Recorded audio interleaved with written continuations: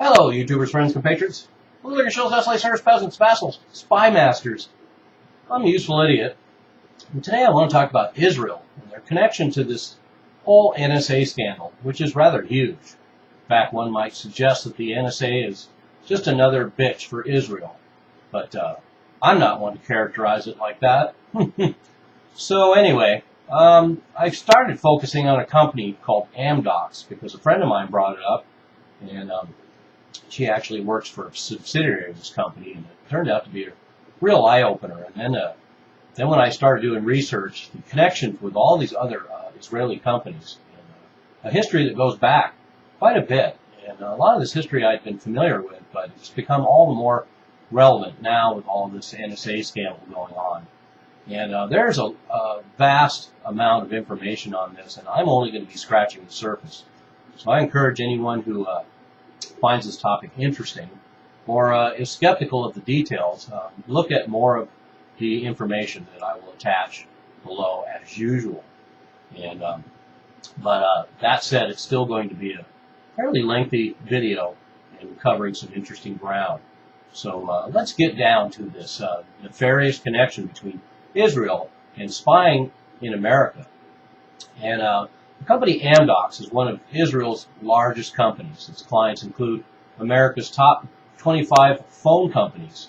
And they have traditional clients that include a lot of companies that we've been hearing a lot about lately that have been working with the NSA. And that includes AT&T, the BT Group, Sprint, T-Mobile, Vodafone, TELUS, Bell Canada, Comcast, DirecTV, Verizon, Singular, and T-Mobile. So the fact is that while the NSA spies on us, Israel is spying on us at the same time.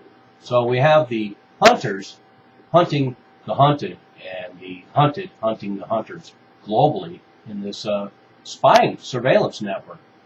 And Amdocs handles 90% of the transactional call data on all U.S. telephone communications. Think about that for a minute. An Israeli company handles 90% of the transactional call data on all U.S. telephone communications. Data on billions of phone calls every day, including who calls whom and for how long.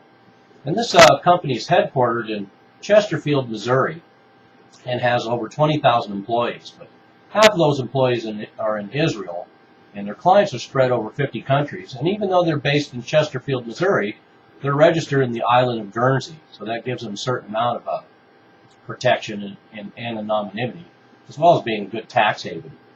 And officially, Amdocs Limited is a provider of software and services for communications, media, and entertainment industry providers. The company develops, implements, and manages software and services for business support systems. Of course, interpreting that, when a company says it develops, implements, and manages this software, that's pretty loaded.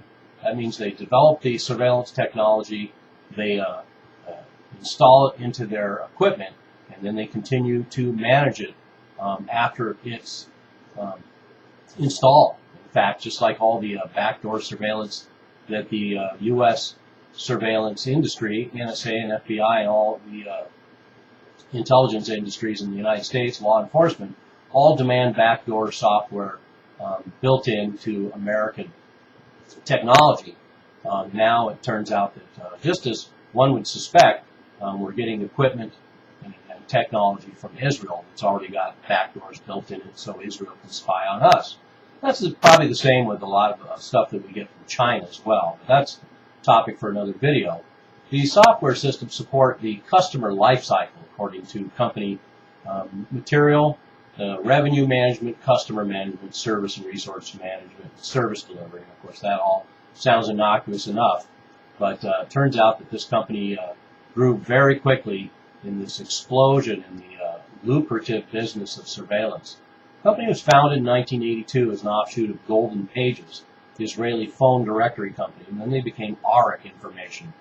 Then in 1985, Southwest Bell Corporation bought 50% share in the company, and they were changed their name to Amdocs. And then 2 years later, Amdocs was sold back to Israel. And then by the 2000s, Amdocs also had a consulting division, including working with banks, notoriously a Dutch bank, ABN AMRO, which is now, of course, engulfed in controversy itself. By 2009, Amdocs was ranked the leader in worldwide market share in telecommunications software management systems.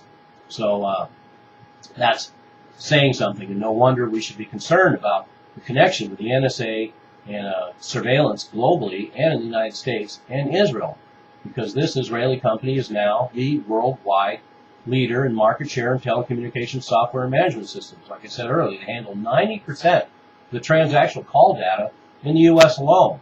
And then to make sure they consolidate their power, they've had massive acquisitions in the last 10 years globally. And this has only led them to concentrate their power even more. And they've acquired companies like Solec Technology Group, Nortel Networks, DST Systems, QPass, Stevo Graphic Software, Kramer Systems, Moria, Jacobs, Rimmel. So they've been busy making sure that they have access to all telecommunication in the United States, and they're working on global. And interestingly enough, in 1999, the NSA even warned our own government that information filtered through these Israeli companies was making it back to Israel. That's not hard to trace that kind of information. And in fact, in 2005, this very same Israeli company, Amdocs, was investigated in Israel because its corporate managers were doing its manager was doing corporate espionage and using sophisticated software to infiltrate competitors' computers. And 19 people were arrested. So this shows you right off the bat that in spite of this company's claims to being a model of legality, they are involved in some nefarious activities. And they also were charged with spying on journalists who were investigating the company. So that's a practice we see in the United States, and we see it in Israel as well. So there's nothing much new under the sun. And as it turns out, even though this video is primarily on the company Amdocs, there's plenty of other Israeli companies that are involved in the same thing. And in fact, James Bamford, who is yet another NSA whistleblower that people don't remember, from 2007, 2008. And he wrote a book called The Shadow Factory.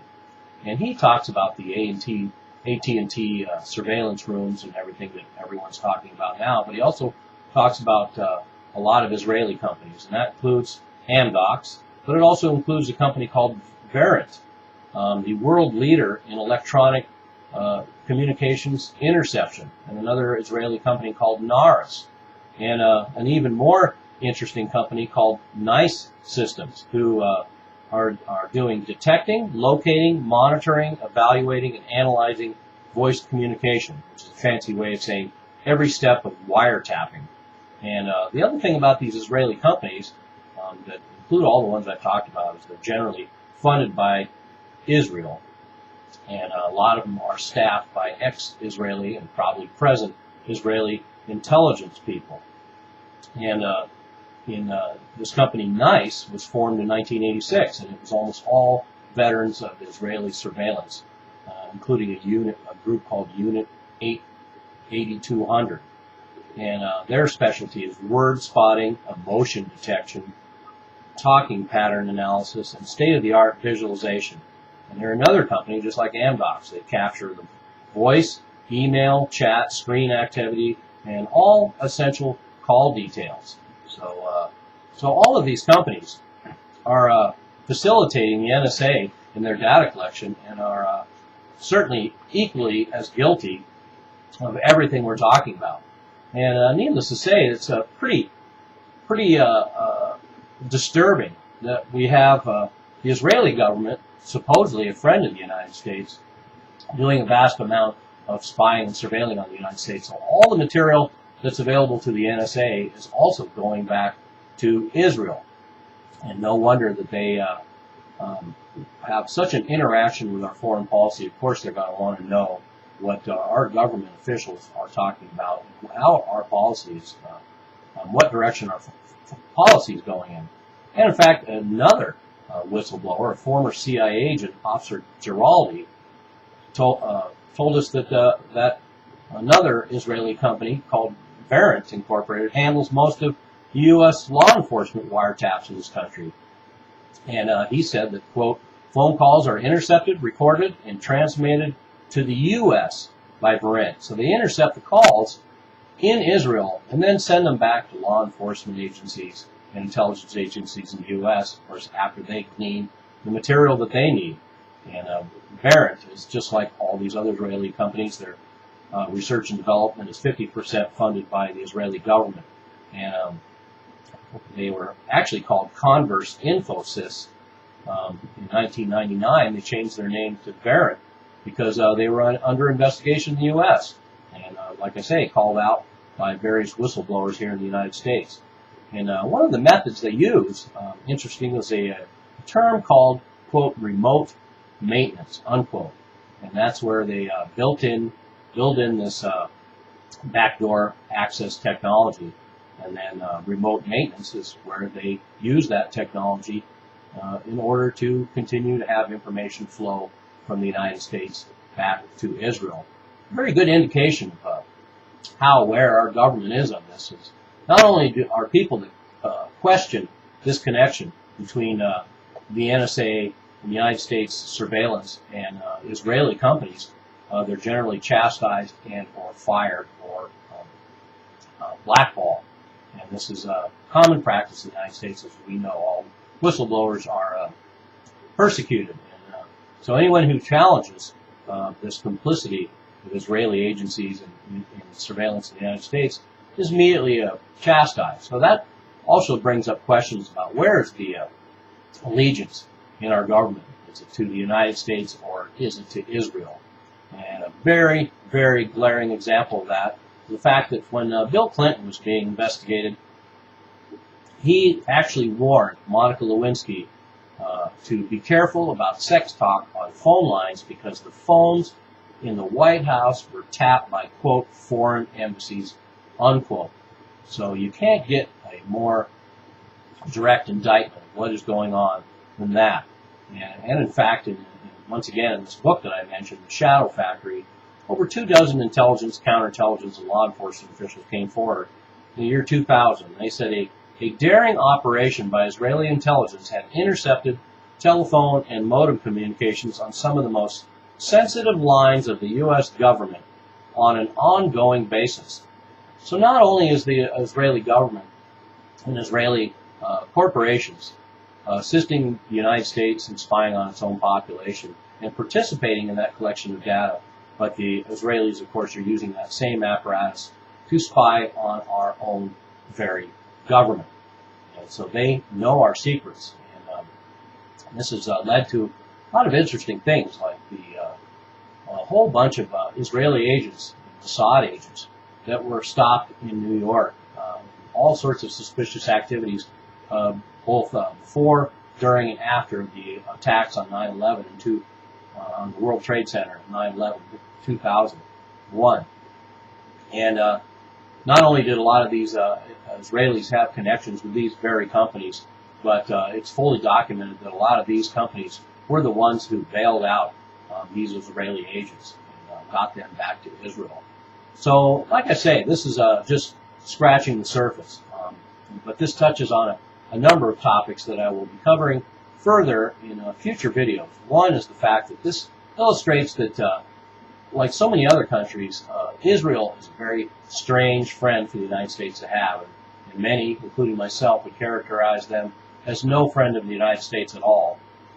And second of all, this globalization has led to the fact that everybody is spying on everybody else, and all this information is available. And of course, this particular connection makes it that much easier for Israel to manipulate the foreign policy of the United States. And so anyway, so when you're thinking about pointing the finger at the NSA, when you think about pointing the finger at the last 4, 5, 6 administrations who have had everything to do with building up this surveillance state in the United States, there's not much new under the sun. But like I say, when you point the finger, we also have to look at supposedly America's friend, Israel, knee-deep in the shit with the NSA and spying on Americans. I'm a useful idiot. Don't you be one too. And don't be a useful idiot for Israel.